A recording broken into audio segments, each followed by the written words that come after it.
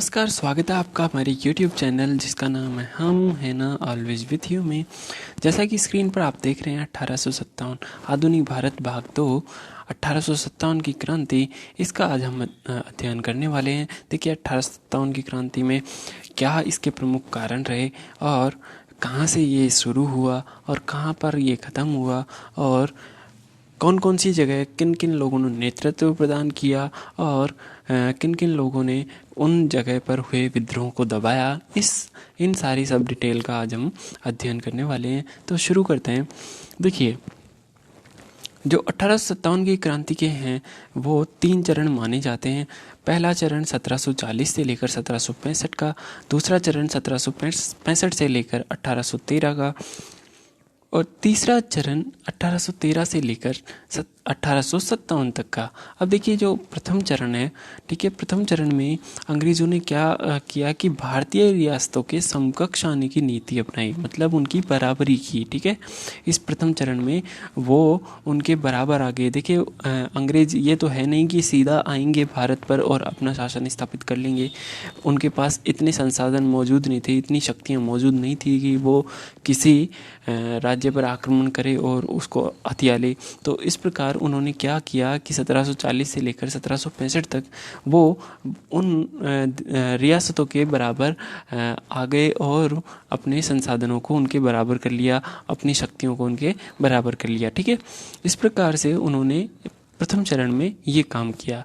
द्वितीय चरण में जो कि 1765 से लेकर 1813 का है, उस चरण में इन्होंने अधीनस्थ घेरे की नीति अपनाई और ये नीति का अर्थ होता है कि इन्होंने हस्तक्षेप व सीमित उत्तरदायित्व की नीति अपनाई। मतलब ये देसी रियासतों और शासकों के पास गए और उन्होंने, देखिए जो देसी रियासतें थी वो बाह्य आक्रांता जैसे मराठा भी दक्षिण के आक्रमणों को झेल रहे थे। तो जहाँ जहाँ भी ये बाहरी आक्रमण हो रहे थे वहाँ उन शासकों के पास अंग्रेज़ों ने जाकर एक अपना प्रस्ताव रखा कि आप हमें कर दीजिए, टैक्स दीजिए और हम आपको सुरक्षा प्रोवाइड करवाएंगे इन बाहरी आक्रांताओं के पास से, क्योंकि उनके पास आधुनिक हथियार थे जैसे बंदूक, तोप, इनकी बहुत अत्यधिक मात्रा में उनके पास उपलब्धता थी। ठीक है, इस प्रकार उन्होंने अधीनस्थ घेरे की नीति में हस्तक्षेप, देखिए ये उनके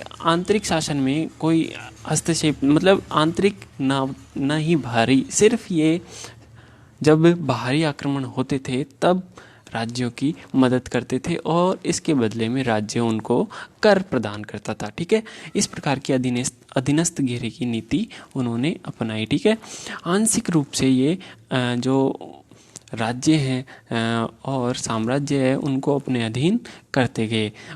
नेक्स्ट जो चरण है, तृतीय चरण, उसमें 1813 से लेकर 1857 का जो चरण है उसमें इन्होंने अधीनस्थ पारतंत्र्य की नीति अपनाई। ठीक है, अधीन करना शुरू कर दिया, वास्तविक रूप से अधीन करना शुरू कर दिया और जो किसी भी प्रकार की जो मामले होते थे उनमें उन्होंने, अंग्रेज़ों ने हस्तक्षेप करना शुरू कर दिया। देखिए मतलब अंग्रेज़ों ने पहले तो कहा कि आप हमें बाहरी शासन, मतलब विदेशी शासन हमें सौंप दीजिए। ठीक है, हम आपके आंतरिक शासन में कोई भी विघ्न उत्पन्न नहीं करेंगे। आंतरिक शासन जैसा आप चलाते हैं आप वैसा ही चलाते रहिए। बाहरी जो शासन है, देखिए जो बाहरी आक्रमण करते हैं आक्रांता, उन्हें हम देख लेंगे, आप उनकी जिम्मेदारी, उस बात की जिम्मेदारी हमें दे दीजिए। ठीक है, इस प्रकार की विदेश जो नीति थी वो अंग्रेज़ों ने हथिया ली और अपने अधीन है जो सारे राज्यों को कर लिया। लेकिन उन्होंने कहा कि हम आपके आंतरिक मामलों में हस्तक्षेप नहीं करेंगे, लेकिन अंग्रेज़ आंतरिक मामलों में हस्तक्षेप करते थे जब जब उन्हें मौका मिलता था।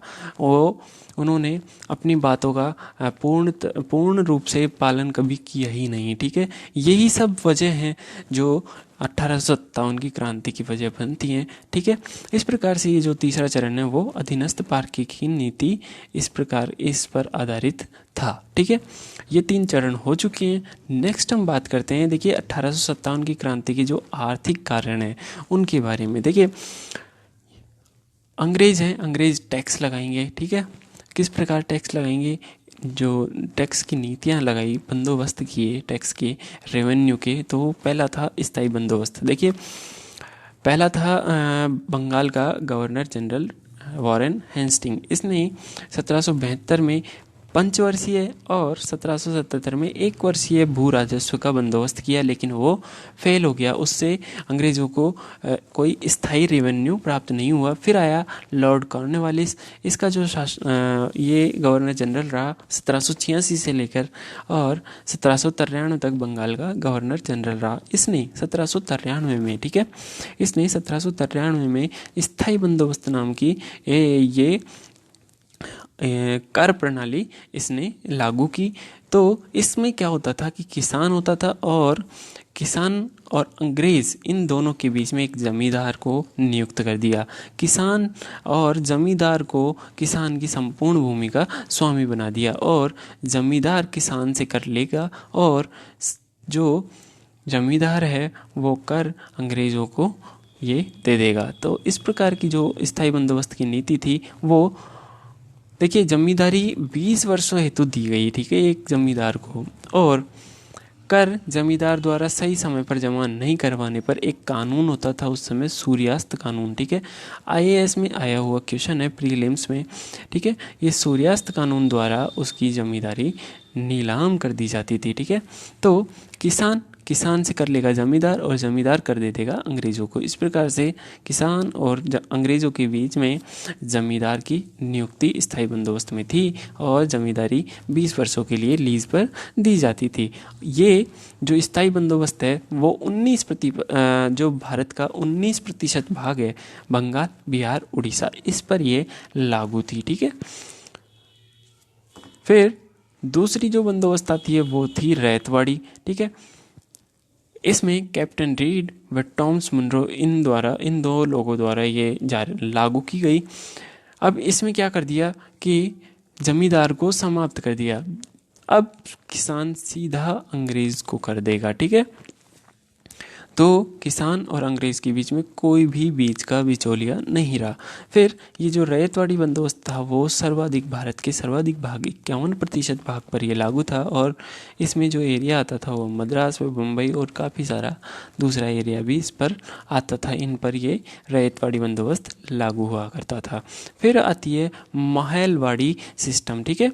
इस सिस्टम में क्या होता है, देखिए, इसको लागू करने वाले थे कैप्टन बर्ड और मैकेंजी। इसमें क्या होता था कि किसान कर देगा महाल। अब देखिए, महाल जो होता था वो गांव के जो लोग हैं वो किसी भी एक चुने हुए व्यक्ति को अपना कर देते थे और वो जो चुना हुआ व्यक्ति था वो कर एकत्रित करके अंग्रेज़ों तक पहुंचा दिया जाता था उसके द्वारा। तो किसान और अंग्रेज़ों के बीच में एक महाल, जो कि गांव का कोई एक व्यक्ति होता था, उसकी नियुक्ति इसमें महलवाड़ी व्यवस्था में कर दी जाती थी, ठीक है। किसान देगा महाल को और महाल पहुंचाएगा अंग्रेज़ों तक कर, ठीक है। ये भारत के 30% भाग पर लागू था। अवध, आगरा, पंजाब, मध्य भारत इसमें आते थे, ठीक है। सीधा सीधा प्रश्न पूछ लिया जाता है कितने प्रतिशत भाग पर ये कौन कौन से सिस्टम लागू थे, ठीक है। मैच भी करवा सकता है और इनका जो लागू करने वाला व्यक्ति है उनके बारे में भी पूछ सकता है। फिर एक थोड़ा सा डिटेल इसके ताल्लुकेदार सिस्टम का देख लेते हैं। देखिए, जमींदार होगा, किस में पढ़ा था हमने, स्थायी बंदोबस्त में। जमींदार का पद होगा वो रेवेन्यू इकट्ठा करते करते वो बन जाएगा थोड़ा सा पैसे वाला, ठीक है, पैसे वाला बन जाएगा। तो ये क्या गांव में रहेगा, क्या ये गांव में नहीं रहेगा, ये शहरों में जाकर बस जाते हैं, ठीक है। जमींदार इस संपन्न वर्ग का बन जाता है, ठीक है, धीरे धीरे, और ये शहरों में जाकर बस जाते हैं। अब कर एकत्रित करने के लिए गांव थोड़ी ना आएगा किसानों के पास। तो जो जमींदार है, ठीक है, जमींदार ने ताल्लुकेदार नाम का एक पद नियुक्त किया। वो क्या करता था कि किसानों से कर लेता था और ये जमींदार तक कर पहुंचाता था, ठीक है। इस प्रकार से जमींदार को शहर से गांव आने की आवश्यकता नहीं पड़ती थी, ताल्लुकेदार द्वारा उस तक कर, जमींदार तक कर पहुंचा दिया जाता था। इस प्रकार से ताल्लुकेदार का नवीन वर्ग का ये जन्म हुआ, ठीक है। ये थोड़ा सा ताल्लुकेदार को देख लिया हमने। फिर देखिए, आर्थिक कारण हम देख चुके। धार्मिक कारण क्या थे। 1806 में वेल्लोर के सैनिकों को धार्मिक चिन्ह जो माथे पर तिलक वगैरह लगाए जाते थे उन धार्मिक चिन्हों को लगाए जाने से रोक दिया गया। फिर 1813 में ईसाई मिशनरी भारत आए और उन्होंने अपना धर्म प्रचार किया। लोगों तक ये संदेश पहुंचा कि ये तो हम भारतीयों को हिंदू से ईसाई बनाने पर तुले हुए हैं, तो इस प्रकार ये भी प्रमुख कारण रहा। फिर 1830 में धर्म परिवर्तन की छूट दे दी। इससे लोगों में जो धर्म के प्रति आस्था है वो भी बहुत उनको ठेस पहुंची। ठीक है, वो लोग अच्छे से समझ गए 1830 में कि अब तो ये ईसाई बनाकर ही हमें छोड़ेंगे। फिर 1850 में देखिए धार्मिक निर्योग्यता। ठीक है, धार्मिक निर्योग्यता प्रकार की जो देखिए इसे 1850 में जो लैक्स लॉ की अधिनियम है, ठीक है, इस धार्मिक निर्योग्यता को लैक्स लॉक, ठीक है, लैक्स लॉक अधिनियम के नाम से भी जाना जाता है। इसमें क्या हुआ कि इस अधिनियम के तहत जो भी हिंदू धर्म बदलकर, ठीक है, ईसाई धर्म को अपनाएगा, ठीक है, उसको धर्म बदलने पर कुछ विशेष भाग में विशेष छूट प्रदान की जाएगी। ठीक है, उसे कर मुक्त कर दिया जाएगा। इस प्रकार की विशेष छूटों को उस हिंदू को दिया जाएगा, धर्म परिवर्तन करने वाले को। और देखिए एक और ये अभी डिस्कस की थी हमने लैक्स लॉक की। ठीक है, लैक्स लॉक के तहत क्या होता था कि कोई हिंदू है वो धर्म परिवर्तन करेगा और धर्म परिवर्तन करके ईसाई धर्म के अलावा कोई अन्य धर्म स्वीकार करता है तो उसकी जो संपत्ति का अधिकार है, ठीक है, उसकी पिता की पूंजी जो उसे पिता की मृत्यु के बाद मिलने वाली है, उस संपत्ति पर उसका अधिकार समाप्त हो जाएगा। इस प्रकार की नीति 1850 में लैक्स लॉक अधिनियम के तहत ये आई। ठीक है, ये आप थोड़ा सा ध्यान में रखिए। ये धार्मिक कारण हो गए। फिर तत्कालिक कारण क्या रहे, ये थोड़े इम्पोर्टेंट है, ये बार बार पूछ लिए जाते हैं एग्जाम में। देखिए पहला, लॉर्ड डलहौजी की राज्य हड़प व गोद निषेध नीति जो तृतीय चरण रहा है 1857 की क्रांति का। तृतीय चरण 1813 से लेकर 1857, उस चरण में लॉर्ड डलहौजी भी भारत का माफ़ कीजिएगा, लॉर्ड डलहौजी भी ये भारत का गवर्नर जनरल बनता है। ठीक है, कब 1848 से 1856 तक ये गवर्नर जनरल रहता है। और इस दौरान, ठीक है, ये एक राज्य हड़प नीति लाता है। राज्य हड़प नीति आप जानते ही हैं कि राज्य हड़प नीति और गोद निषेध नीति की मतलब कोई राजा है वो अपने उत्तराधिकारी के बिना ही मर जाता है, ठीक है, उसकी कोई संतान नहीं होती है, तो उस राजा की मृत्यु के बाद में उस राज्य को अंग्रेज भारत में मिला लिया जाता है। ठीक है, इस प्रकार से ये राज्य हड़प नीति होती थी। ये भी एक तत्कालिक कारण रहा। और इस नीति के तहत उसने जैतपुर, सतारा को सबसे पहले मिलाया और फिर झांसी, ये सारा सब उसने मिला लिया अंग्रेजी भारत में। तो वहाँ के राजा और शासक इससे रुष्ट हो गए और उन्होंने 1857 की क्रांति में बढ़ चढ़ कर भाग लिया। ठीक है, फिर दूसरा 1856, देखिए 1856 में सामान्य सेवा अधिनियम आया। ये सामान्य सेवा अधिनियम के तहत क्या होता था कि भारतीयों को समुद्र पार विदेशों में कहीं भेजा जा सकता था। कहीं भी भारतीय जो अंग्रेजों के कार्यालयों में नियुक्त होते थे, ठीक है, उनको जो सेवा के लिए है वो ये ज़रूरी नहीं था। मतलब पहले तो ऐसा था कि यहाँ पर नियुक्ति हो रही है भारत में तो उन्हें भारत में ही रखा जाएगा।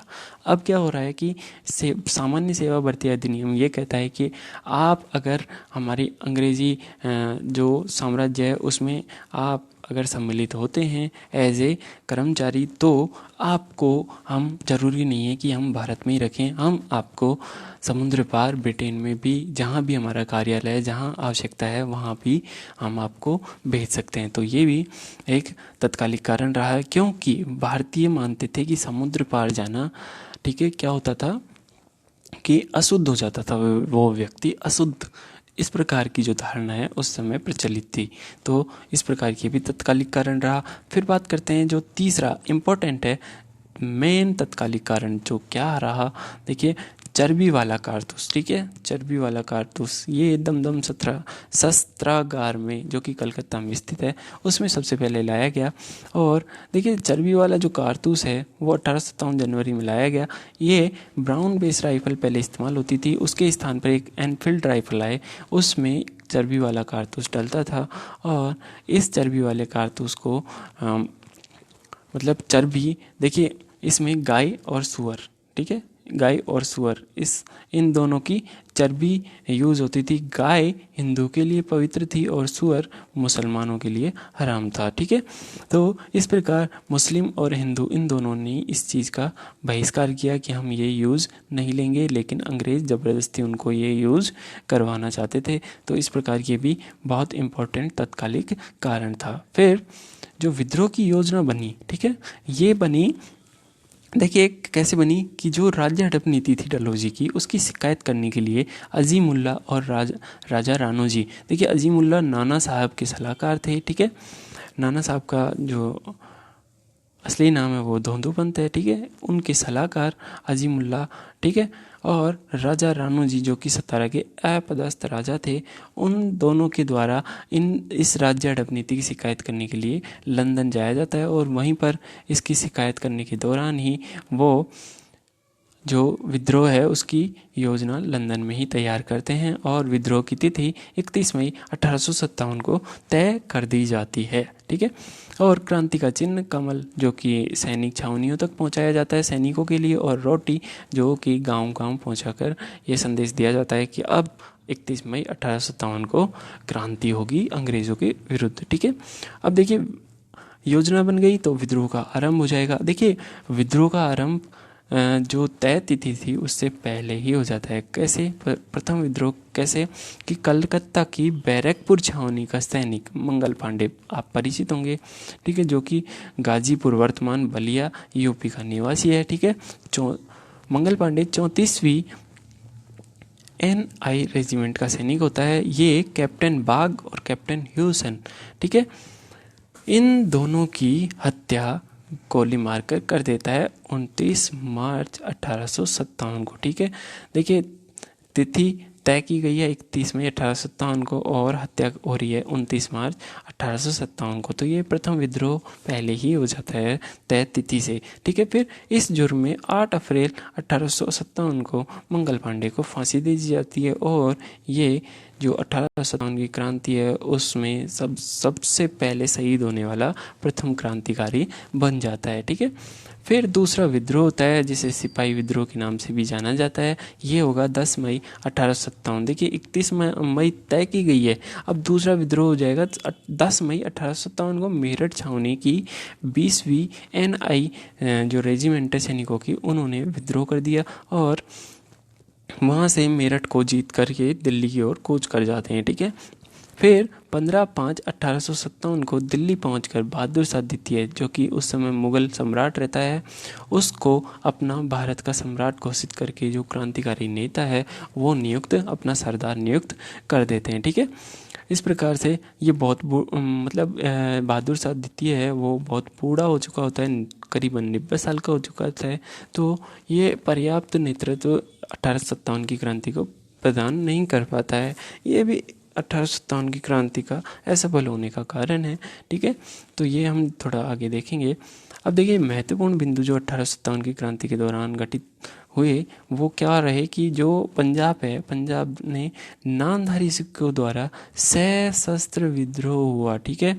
सशस्त्र विद्रोह नामधारी सिखों द्वारा किया गया, ये भी पूछ लिया जाता है एग्जाम में। फिर दूसरा 1857 के विद्रोह दमन बाद भारतीय फौज का नव संगठन पील आयोग था, ठीक है। ये पील आयोग 1857 के विद्रोह के बाद भारतीय फौज का नव संगठन था।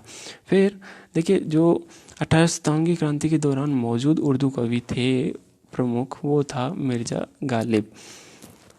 चौथा, दिल्ली में विद्रोह को सैन्य नेतृत्व बख्त खां द्वारा, देखिए दिल्ली में जो नेतृत्व प्रदान होगा वो बहादुर शाह द्वितीय करेगा, लेकिन जो सैन्य नेतृत्व है वो बख्त खां द्वारा प्रदान किया जाएगा। फिर पांचवा, 1857 की क्रांति का दमन चक्र बढ़ने पर नेपाल भाग जाने वाले जो विद्रोह नेता होते हैं वो कौन कौन से हैं? पहला नाना साहब जो कि धोंदूपंथी इनका वास्तविक नाम होता है, दूसरा बेगम हज़रत महल जो कि लखनऊ की होती है, ठीक है, और तीसरा खान बहादुर खां, ठीक है। ये तीनों नेपाल भाग जाते हैं, ठीक है। फिर छठा, भारतीय स्वतंत्रता आंदोलन का सरकारी इतिहासकार कौन है? देखिए,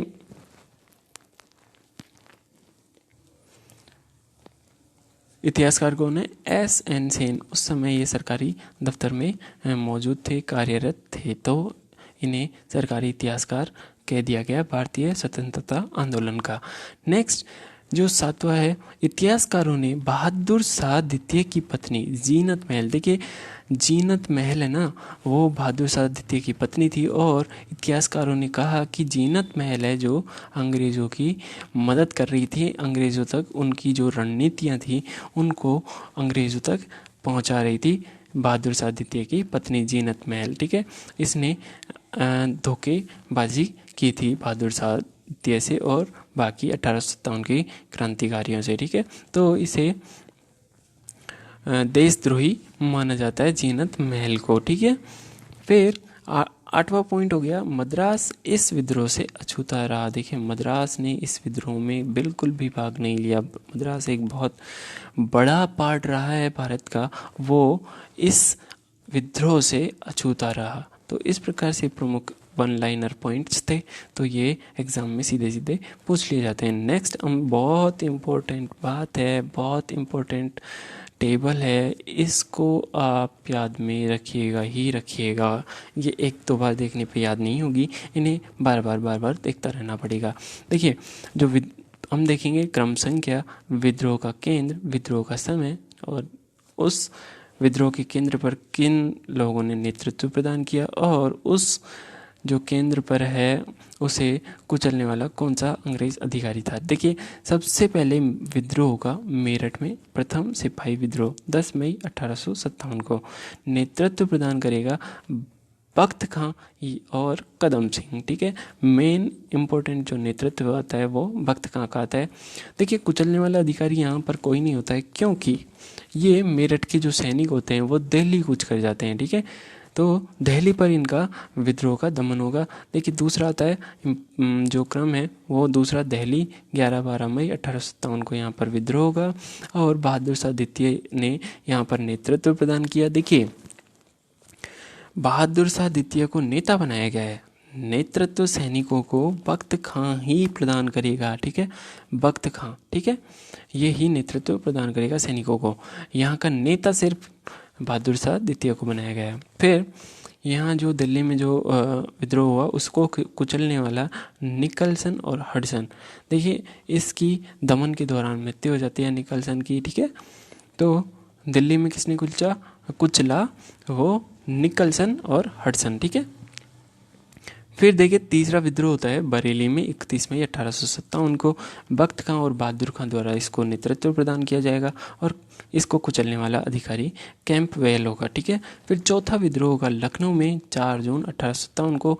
बेगम हज़रत महल एकमात्र महिला जिसने नेतृत्व प्रदान किया 1857 की क्रांति में। देखिए, एकमात्र नहीं है, आगे जहाँ से रानी लक्ष्मीबाई भी आएगी, ठीक है, माफ़ कीजिएगा, एकमात्र नहीं है, जो पहली महिला है, ठीक है, लखनऊ की, वो नेतृत्व प्रदान करने वाली पहली महिला बेगम हज़रत महल, और इसको कुचला कैंपवेल ने, ठीक है।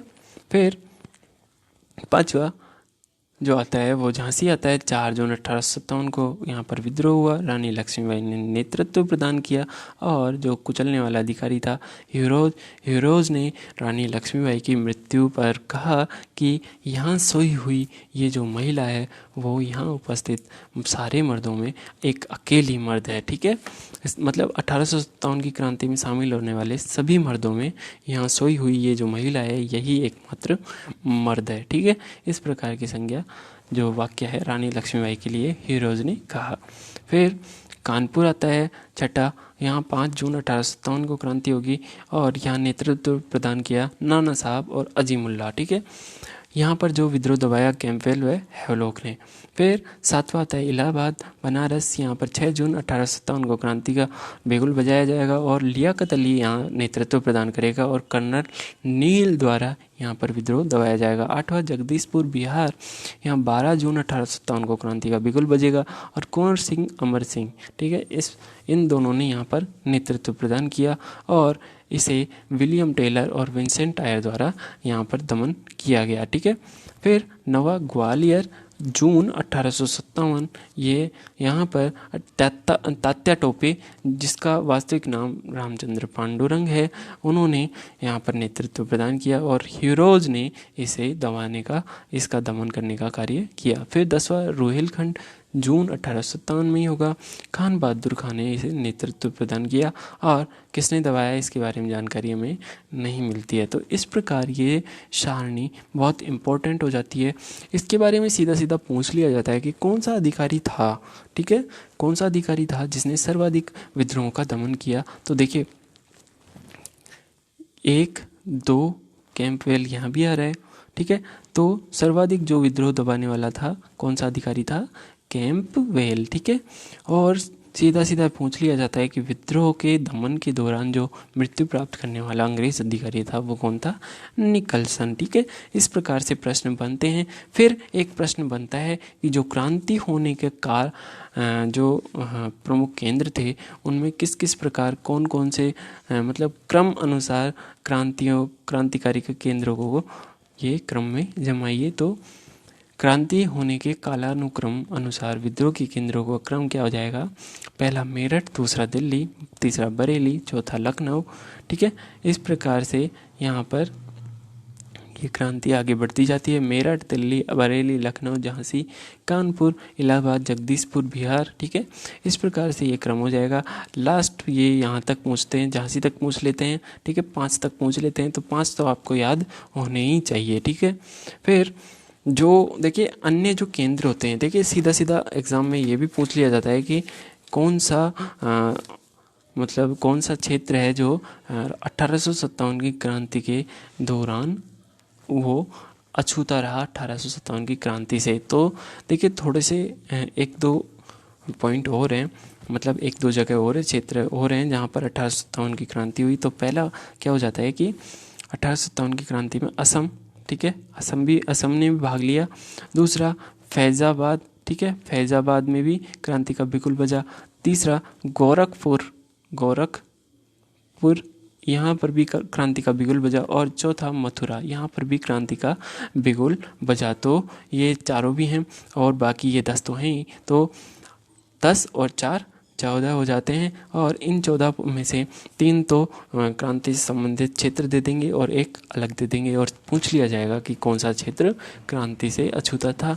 तो ये आप ध्यान में रखिएगा इन 14 को। तो इस प्रकार का प्रश्न भी बन सकता है।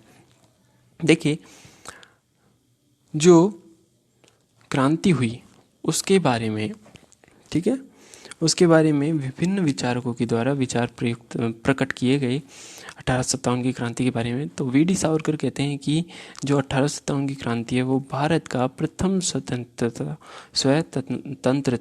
संग्राम था, ठीक है। वी.डी. सावरकर के अनुसार भारत का प्रथम स्वतंत्रता संग्राम, ठीक है। दूसरा एचिसन ये कहता है कि अंग्रेजों के अनुसार यह एचिसन ने एक कथन कहा, ठीक है, ये कहता है कि अंग्रेजों के अनुसार यह पहला मौका था जब हिंदू मुसलमानों को एक दूसरे से नहीं लड़ा सकते थे, ठीक है। ये किसने कहा, एचिसन ने। फिर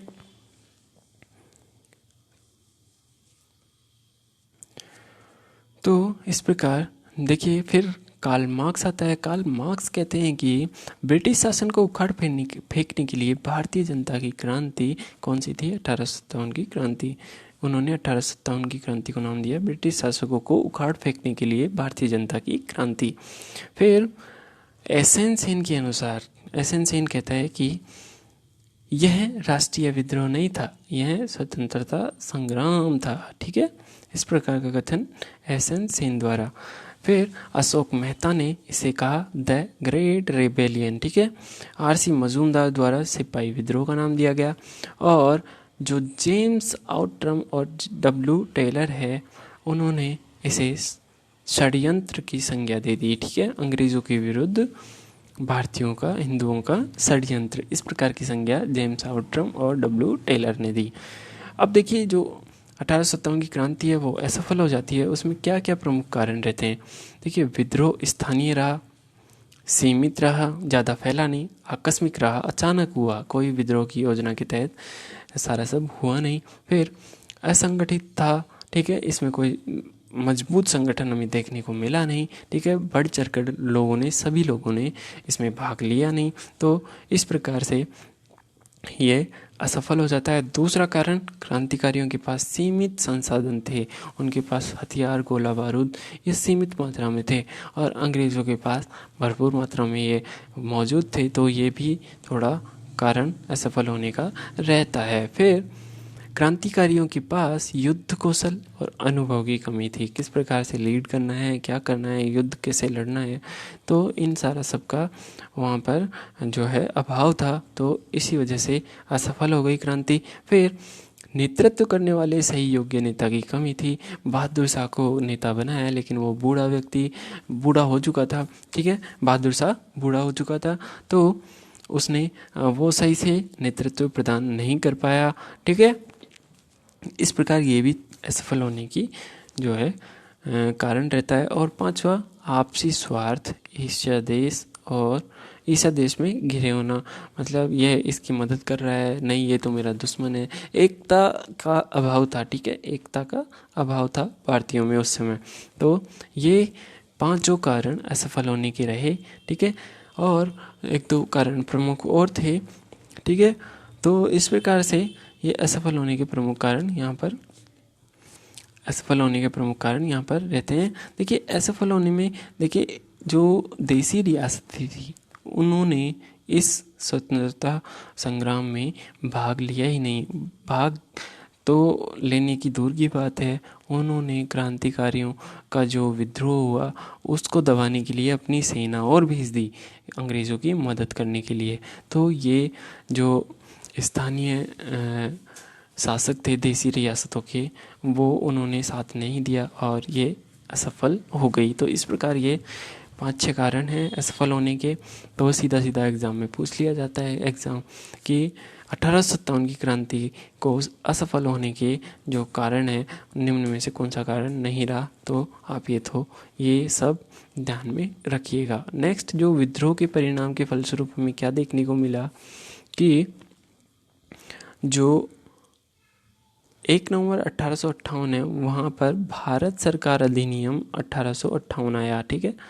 इसके तहत क्या हुआ कि भारत में है जो ईस्ट इंडिया कंपनी, देखिए एक कंपनी थी, अभी तक क्या हो रहा था, ईस्ट इंडिया कंपनी है, एक कंपनी है ब्रिटेन की, वो वहाँ पर शासन देख रही है भारत में।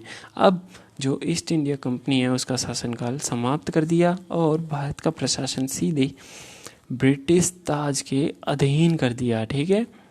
और भारत सचिव और जो गवर्नर जनरल व वायसराय है, इन 2 पदों का सृजन किया गया। और जो प्रथम भारत का गवर्नर जनरल और वायसराय था उसे लॉर्ड कैनिंग नाम दिया गया, ठीक है। देखिए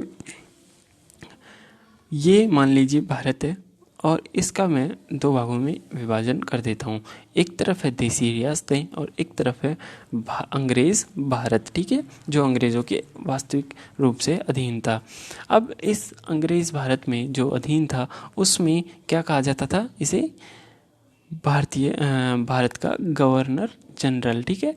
और जब यही गवर्नर जनरल मतलब व्यक्ति एक ही था और उसे अंग्रेज़ भारत में तो भारत का गवर्नर जनरल कह दिया जाता था, और यही व्यक्ति जब देसी रियासतों में जाता था तो इसे वायसराय के नाम से जाना जाता था। तो इस प्रकार से ये एक ही व्यक्ति 2 पदों का निर्वाह करता था, ठीक है। और जो प्रथम था भारत का गवर्नर जनरल वो कौन था, लॉर्ड कैनिंग। और यही जो है वो 1857 की क्रांति के दौरान भारत का गवर्नर जनरल रहता है। इसका जो पद का काल है वो 1856 से 1862, ठीक है, 1856 से 1862। तो 1857 में क्रांति होती है, तो यही क्या रहता है 1857 की क्रांति के दौरान भारत का गवर्नर जनरल, ठीक है। इस प्रकार से ये विद्रोह का परिणाम हमें देखने को मिला। ब्रिटिश ताज के अंडर सारा शासन चला गया। अब देखिए, जो ये भारत शासन का अधिनियम, मतलब ये ब्रिटिश शासन को ख़त्म करके और प्रशासन सीधा ब्रिटिश ताज के अधीन जाना, ये कहाँ पर इस पत्र की घोषणा हुई, इस अधिनियम की? इसकी इलाहाबाद में हुई। ठीक है, इलाहाबाद में लॉर्ड कैनिंग द्वारा की जाती है इसकी घोषणा। अब देखिए, इलाहाबाद में क्यों की गई? क्योंकि देखिए, जो दिल्ली था उस समय, वहाँ पर क्रांति हो रही थी, क्रांतिकारियों ने दिल्ली को हथिया लिया था। तो दिल्ली को हटाकर जो थोड़े समय के लिए राजधानी बनाई, जो मुख्यालय बनाया अंग्रेज़ों ने, वो कहाँ बना लिया? अपना इलाहाबाद में। तो यहीं पर जो लॉर्ड कैनिंग है वो इस अधिनियम की घोषणा करते हैं। ठीक है, तो इस प्रकार से ये हमारा 1857 की क्रांति यहाँ पर कंप्लीट होती है। इस वीडियो की PDF प्राप्त करने के लिए आप हमारे YouTube चैनल, माफ़ कीजिएगा, YouTube चैनल हम है ना पर देखिए, डिस्क्रिप्शन में, इस वीडियो की डिस्क्रिप्शन में आपको PDF का लिंक मिल जाएगा टेलीग्राम चैनल का, वहाँ से आप इसकी PDF प्राप्त कर सकते हैं। और आगे हम देखेंगे, देखिए जो क्या हुआ था, जो आगे हम किसान आंदोलन, जन आंदोलन और सामाजिक एवं सांस्कृतिक जागरण किस प्रकार से, मतलब राजा राम मोहन राय और उन्होंने क्या क्या किया, फिर आर्य समाज, फिर ब्रह्म समाज, इस प्रकार से ये सारा सब हम डिटेल से, रामकृष्ण मिशन, थियोसॉफिकल सोसाइटी, ये सारा सब हम देखने वाले हैं हमारे नेक्स्ट वीडियो में। तो बने रहिए हमारे साथ, मिलते हैं अगले वीडियो में। धन्यवाद।